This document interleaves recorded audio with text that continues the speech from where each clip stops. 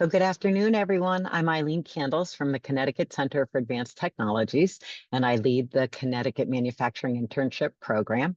And today we're going to have an amazing presentation from one of my favorite colleagues, Colette Rudin.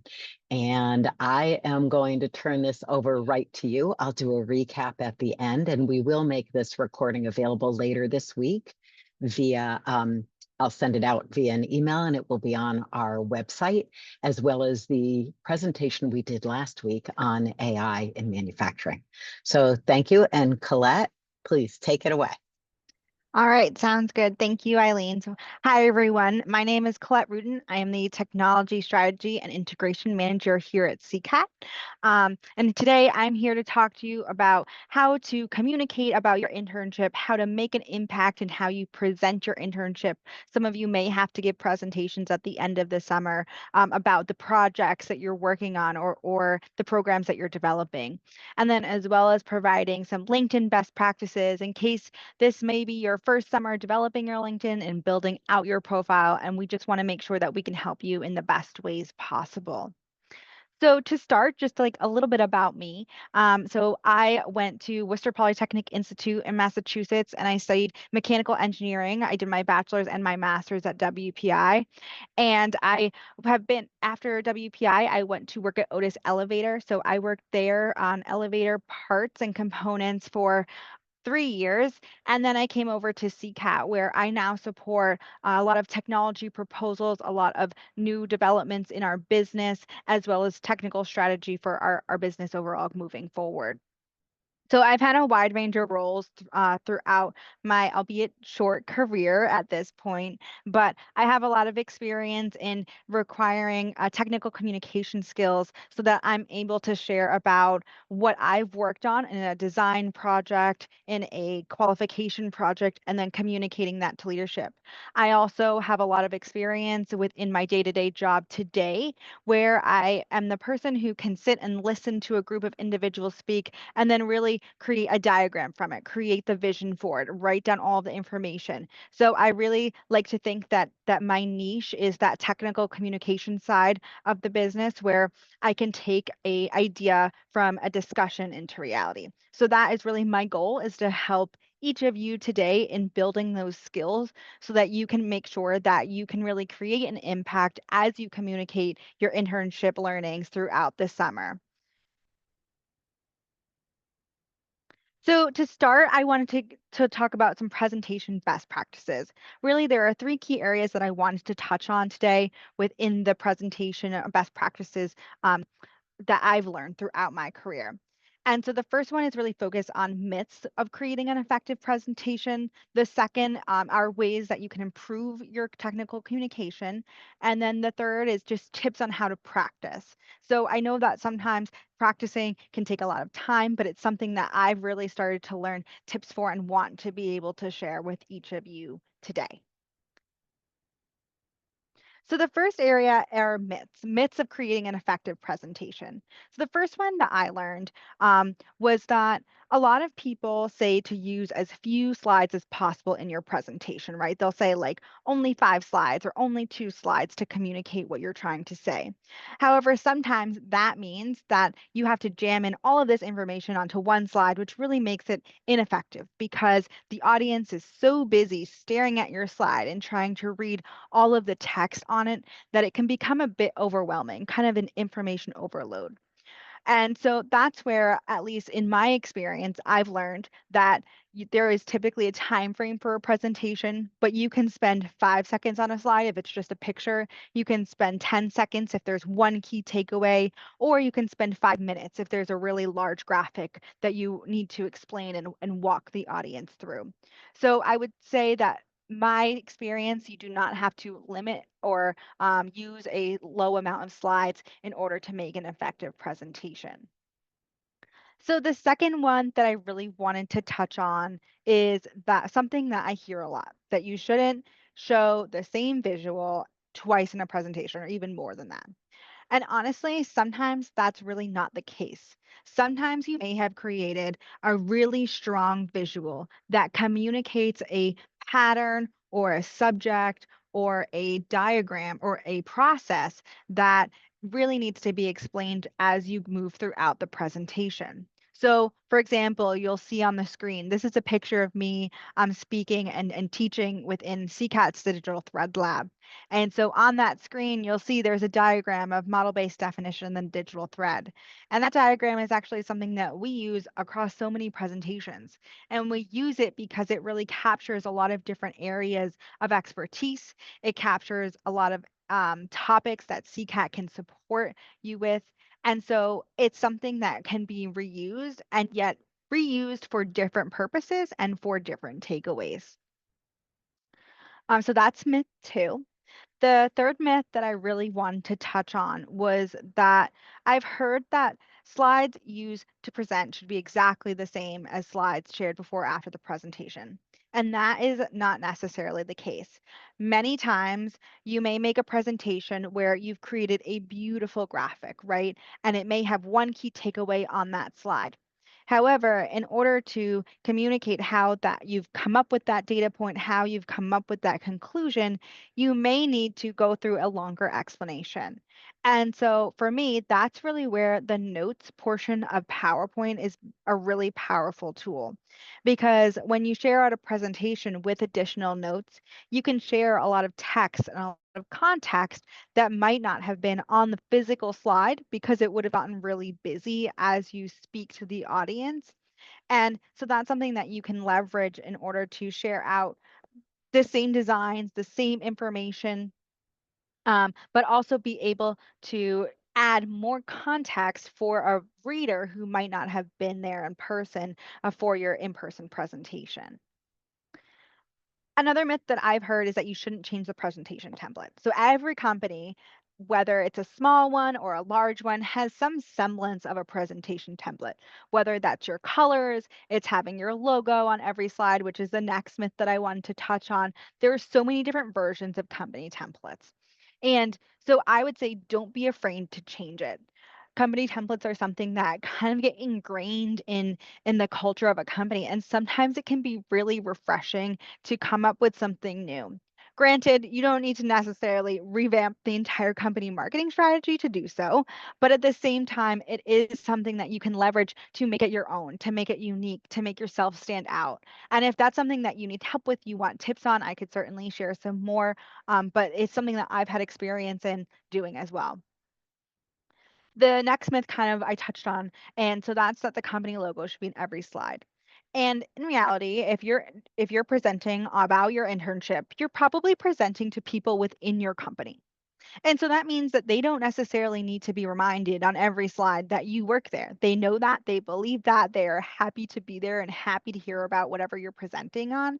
And so you can take that space. Sometimes company logos are really large on a PowerPoint slide. You can take that space and leverage it for a key takeaway, for another graphic, for a statistic, something else that will help to build your point and to build the amount of information that you can communicate with that slide versus just having the company name on the slide itself. And the last myth, which honestly is my favorite, is that you should always have a slide up during the presentation. So a lot of clickers, if you use a clicker during a presentation, actually have a button where you can make the screen black. And I think that this is really powerful presenting technique because when you have a black slide on the screen, you have nothing on the screen, all the audience can focus on is you as the presenter. And so, from that standpoint, you are able to really grasp the audience's attention. And it doesn't mean that you don't have a strong takeaway to share in that moment. It just means that you are the key focal point and they can really take in what you're saying without being distracted by any words that are behind you that they may be trying to read. So overall, those are about six myths that I really wanted to touch on because I think that they're sometimes taught in very intentional ways to help to guide development of presentations, but also sometimes they can be a bit limiting when trying to communicate specific kinds of information, especially in the technical world when there's a lot of data to share. Or maybe there's a specific graphic you want to share versus just a quad chart of a PowerPoint template. So the next area that I wanted to touch on are four ways that you can improve your technical communication. So the first one is to really be an audience focused communicator. And what I mean by that is that you are really thinking and addressing the audience ahead of time. So, for example, when I was at Otis and I did my presentations at the end of every summer, it was the managers that we were presenting to. Our mentors for the summer would be there, but really the management team wanted to understand what they were getting out of providing an internship to us for throughout the summer, right? What was the outcome? What was the gain? What was the impact? And so focusing on data was very important for us. Focusing on one key takeaway, both personally as well as technically for the company, was something that we knew that we had to include within the presentation because we were understanding who the audience was and trying to make sure that we were addressing their needs directly. The second is to hook your audience right away. So in my intern presentations, I used to love having a hook, having something that I could use to relate to the audience. So, for example, in one presentation that I did over the summer, I was working on developing a new qualification test for a code steel belts at elevators. And so the setup that I was working on is one where if it were to ever happen, which it does not happen, and so you likely have never experienced this, but basically the elevator, when you step into it, would drop down a couple inches because it was held up a little bit. And so the way that I hooked the audience in that presentation was by immediately asking them before I even introduced myself. So, how many of you in the audience, by raising your hand, can tell me how many people have stepped into an elevator and immediately dropped a couple of inches? And that's something that nobody raised their hand, but everybody was immediately on trying to understand what I was referring to, where I was going, what was the intent. So they were immediately intent on listening to the conversation. And so that's something that I really love to do whenever I create a presentation about a specific project because it makes sure that you have the audience's attention immediately. The third way that I think that you can improve technical communication is to really know your main message. A lot of times, and this is very important, there are a lot of numbers. There are a lot of potential tangents. There are a lot of small pathways that you went down while building out your project that are really important to your growth as well as the company growth and the build out of that project deliverable, but making sure that you can tie everything back to one key message, one key impact, is very important because it helps guide the audience throughout your presentation and keep everybody on track with you. Because you know your message, you know your project the best. And so that helps to keep the audience on track with you because they did not experience the summer with you. And so that it's really something that is almost like an agenda that you can verbally execute while you're presenting. Then the fourth way that I think you can improve technical communication is to practice. So for me, practicing is very important when I present. And I say that because then I know what is coming up next. I can be prepared. I can anticipate what topics I want to focus on the next slide. And so on the next slide, for example, I do have some tips on how to practice your presentation. So this is now a very old picture of me presenting to a group of students at WPI, which is really where I started to learn about the best ways to practice. And it's something that I used to do all the time. And when I first started doing it, it was so difficult, but it's something that I think really makes a difference in your delivery and how impactful you are. So the first one is to time your talk. So, for example, I know that today in our webinar, we have about an hour total. Doesn't mean that necessarily a presentation has to go for an hour because I would love to have questions at the end.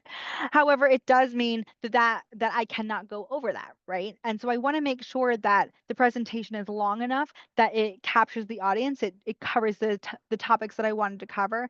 And so it's not rapid fire, but at the same time, I want to make sure that it's not too long, it's not too arduous, it doesn't have too much information that the audience kind of loses track of where you are. And so from that standpoint, I would definitely recommend timing your talk, especially if your presentation is given like a 15-20 minute time frame. The second tip that I have is to devote uninterrupted time to practicing. So it can be really, really easy to kind of lose track of your calendar throughout the day, to not block time for it. And so my recommendation is put it on your calendar. book a conference room, go put your slide up on the screen, and really just start to practice in a time frame that you've devoted to it. It's almost like making sure that you have to do your homework after class and devoting that time to it, because it really does make a difference and it is visible when you are giving a presentation in person. The third tip is that I would recommend to stand up to rehearse your presentation. So for me, this presentation is virtual, so I am sitting down. But typically, if you're standing up in front of an audience, you need to practice that way. You need to understand how your body movements may impact or may influence how your discussion is taken by the audience. And I say that because, for example, if your arms are crossed the whole time, or if you're holding your hands together the whole time, you might not seem as open to communicating, as open to questions, as ready to take information from the audience in while you're presenting. And so standing up and really sort of acting the way that you would act during the presentation also does make an impact. My fourth tip is that you should say your presentation out loud and not just in your head. So when you practice, especially if you have a cubicle, it's very easy to just sit at your desk and practice in your head and kind of talk yourself through it. But at the same time, when you present out loud, your voice is so much different. The way that you carry yourself is so much different. And so by saying it out loud, even if you feel funny doing it, you can understand what it may actually feel like as well as sound like, especially if you record yourself. So that's something that I've done also in the past, is record myself, because then you can really physically see how you will be presenting and how you might be perceived. The other is the next tip is to really rehearse your opening and ending lines more than the other sections. And I say that because that's where you can make an impact. It's where you can hook that audience, like I mentioned before. It's also really what they hold on to at the end. It's how they feel like they can ask questions. It's how they feel like they can communicate with you afterwards. And so those are two sections of the presentation that really do make an impact in how your audience engages with you. And then my last tip is to practice in a location that's similar to the actual presentation setting.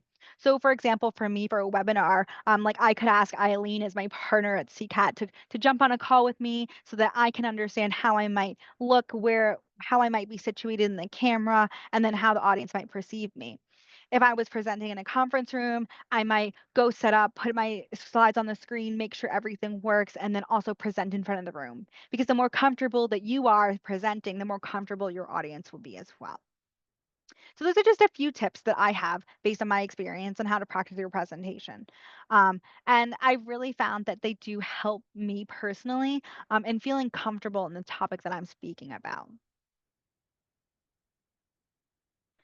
So now I really want to kind of transition from your presentation to making an impact beyond that, right? So your interactions with the other interns throughout the summer, throughout the company, um, do not end when your presentation is over and when your internship is over. And that's really where LinkedIn can be leveraged to support you in your networking journey. The reason why I say this is because it really does help you to build a strong network. It's a place where you can keep in touch with people, whether or not that's through professional groups, that's through your direct internship, that's through the other interns that you've met through this program. You never know really where a connection may take you. And networking is really the way that you can start to create your circle, kind of make a niche for yourself within the community that you're building. LinkedIn also is a space where you can start to share your voice, start to share what makes you think within the industry, also to share achievements, to share changes as you grow throughout your college and your early career.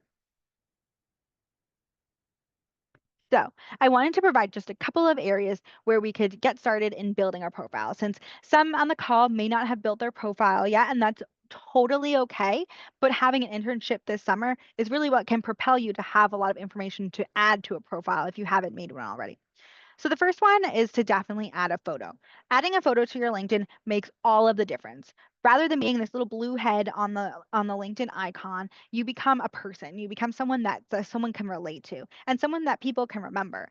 Because honestly, if you work at a large company like Pratt and Whitney, if you meet one of the executives, they probably won't necessarily remember your direct name after shaking your hand, but they might remember your face. And so adding a photo can help to make that impact and make that connection. For example, this is just my overall profile. You can see that I have my headshot from CCAT. I've also personalized it with a little bit of information about myself. So I am a female engineer. I'm a female Latina engineer, and I really love to promote others in the engineering workforce. And so that's something that's very important to me and something that I've been able to personalize my LinkedIn with as well.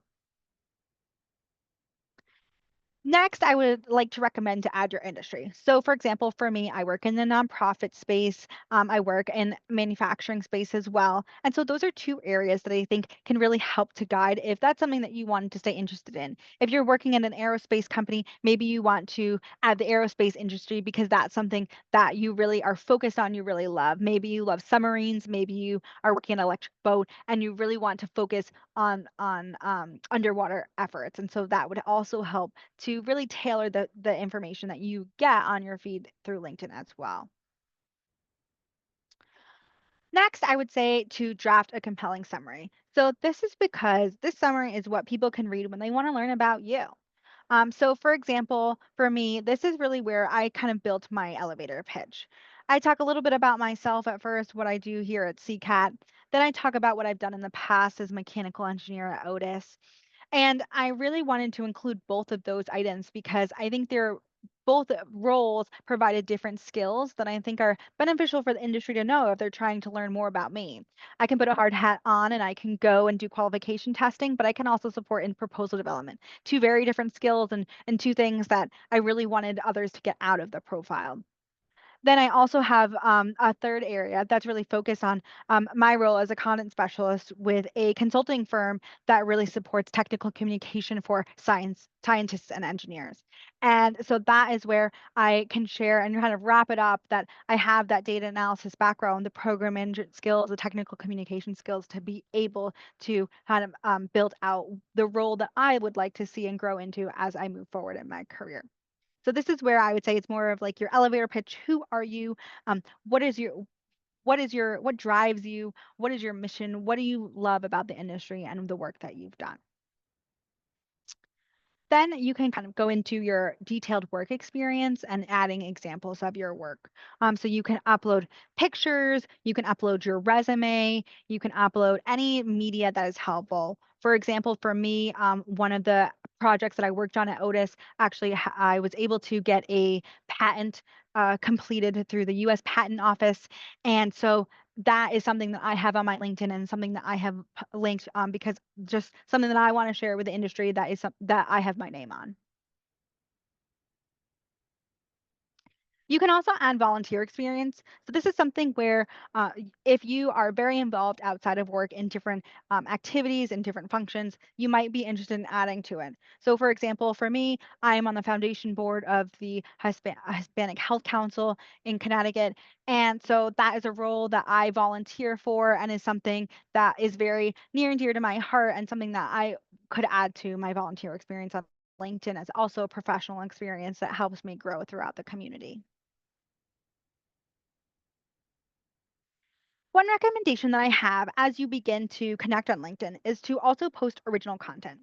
So it doesn't have to be often. It doesn't have to be anything crazy. You don't have to use a ton of emojis. You don't have to use anything specific, but it it does help to build your voice to help you show up in the way that you wanted to show up. For example, this was a post that I had up last year on LinkedIn, and I had been a panelist at the Connecting Students and Professionals of Color opportunity at the Southern Connecticut State University event.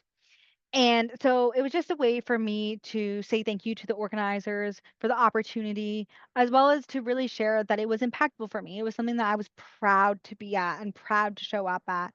And so I would definitely recommend engaging as well as posting your own content whenever it is something that you find something that you would like to share with the public on LinkedIn. Another thing that another tool that I would like to also recommend is to use the LinkedIn code. So I know some of you, if you came to the tour at our Advanced Technology Center, we connected on LinkedIn. You scanned my code, and we were able to connect that way. So this is a really easy way that you can start to connect with people. Just because it's if they don't know your name, you can just say scan my code. You can bring it to conferences. It's an easy way to connect with people, as well as keep those connections because that ensures that you've already been connected to them in the past. So my final recommendation today is to really also find a community. So for example, for me, one recommendation, if you want to connect with me, you can follow CCAT on LinkedIn, you can follow me on LinkedIn, and there are always going to be opportunities to learn more through other posts, through engagement, and just through the manufacturing community, if that is really where your passion lies. And so definitely leverage LinkedIn not only as a tool for personal development and networking, but also for personal growth and learning. So overall, I definitely hope that you were able to gain a few tips on developing presentations, on practicing your presentations, as well as how to build your LinkedIn presence, if not expand it.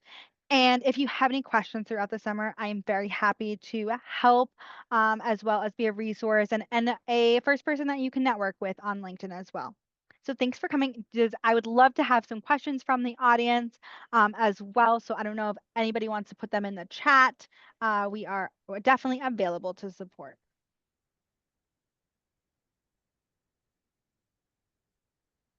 Hey, Colette, thank you. That was fabulous.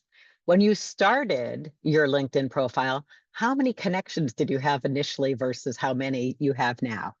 Yeah, definitely. I think when I first started, maybe within the first like day or so, I had like three connections, like my sister and my friend, right?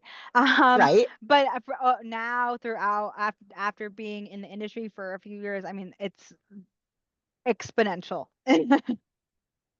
Absolutely. And it's such a great way too to build that community that could both be people that you network with for future opportunities for intersections of your work currently, as well as to keep those references kind of warm in a different way so that you're not always reaching back to people you worked for 3 years ago, 5 years ago, professors that you knew that probably used to be some of the best people that you had as references. It really helps build that whole community. Awesome. I don't see any questions right now in the chat. So, but Colette's going to hang on the call and we're just going to go another 5 minutes or so. So I'm going to share my screen, Colette. So let me know when I have it up here. So are you seeing the training screen now? Colette, I'm good. Can you try it again? Okay. All right, Colette, I think I'm going to ask you to grab it for me. Just move us to the Okay. next slide. Sorry, Yeah. it's not moving, but I appreciate it. I just wanted to remind everybody, thanks, Colette. Just a couple more slides here. So training. So I had sent out an email on Friday reminding everybody about some details that I've mentioned both at the original orientation and then since then in a couple of emails. And that is that CCAT is offering training in digital workflows, digital transformation here at CCAT. The training is at a very, very steep student discount of only $500 a day for what normally would cost an employer $200 a day. So we want you to look into this and look into taking advantage of it. There will be another email that will be coming out, but it also can pertain to taking our classes in 3D printing, as well as in the digital thread and digital design and costing, digital manufacturing, and digital quality assurance pathways. For any of them, you start with a 1-day digital training awareness class, and then you choose one of those three various pathway courses. Sounds more complicated the way I'm explaining it potentially than it is, but the email has the course curriculum in it and the choices for you and the way to get that student code. The big urgency I would give you is that what we've heard is that having these skills is especially recognized by large aerospace companies such as Pratt and Whitney as a key resume differentiator. And it not only will help with your knowledge now, whether you're working or aiming to work at a Pratt and Whitney, but it will help you in terms of your knowledge for working at smaller and medium-sized companies, wherever they are. So please keep that in mind. And if we flip to the next slide, there are still 3 more tours that are going to happen in the month of July. The next one is a couple weeks from now at Habco in Glastonbury. That's an aerospace manufacturing company. Then the following week at Spiral out in Killingly. Very impressive company, very engaged in their community, and they have a lot of innovation going on there. This is their US headquarters. And then we will be down at DefibTech, which is a med device manufacturer in Guilford, for July 23rd. And the very last event of the month and of the summer program will be an end of summer social, which will take place at Gastro Park, which is right on the corner of New Park Ave and New Britain Avenue in West Hartford. You can look at all of those events as well as the webinars on that intern's website. And the next slide will reference some of the remaining webinars. So thanks again, Colette, for a great job today. And June 30th, next week, will be a check-in. It will be much more of an informal conversation. It will be on Teams, not on Zoom. So we will be able to see and speak with each other. And really the point is to offer you a platform to share things you're really excited about, talk a little bit about your work and your presentation, even get a mini version in of doing that little practice as in a short bite, as well as if you want to share any challenges you're facing and hear from your fellow interns on any recommendations they have, or certainly any recommendations I might have for you. This will not include any employers in it. It is a confidential, safe space. And so I'd also want people to keep confidentiality around anything that they hear, but no, the intent is to provide you with a platform to connect with each other mostly. And then July 7th, James Brano, who's our lead technical trainer, will be teaching about digital transformation. He also spearheads that whole training sequence that I described. And July 14th, we'll be wrapping up our Tuesday webinars with additive manufacturing and its impact on, or 3D printing's impact on manufacturing with Zach and Oscar. So get involved if you haven't participated in some of these things, or if this is the first time you've come to an event, please mention it to some of your peers.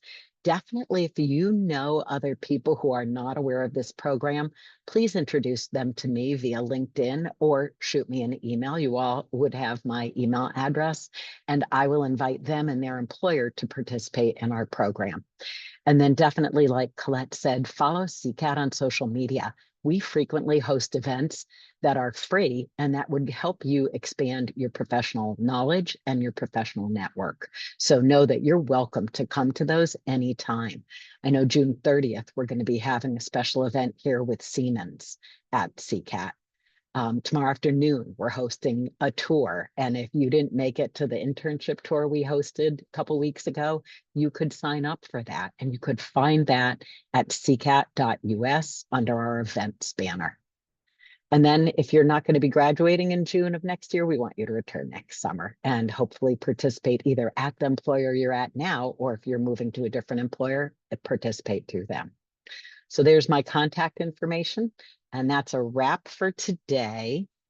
I know I did see my friend Connor threw another note in the chat. You can text the keyword intern to a phone number 860-329-8851 if you want to get on our text communication reminders. We just send out like one reminder a week with upcoming events. And that's it for me. Colette, any final words? That's it. Thank you so much for coming today. I'm definitely available on LinkedIn if anybody wants to connect. So I look forward to hearing from you. Thank you so much, Colette, superstar. And all of you have a fabulous week ahead, and I look forward to seeing you at another event soon. Thank you. Take care. Bye.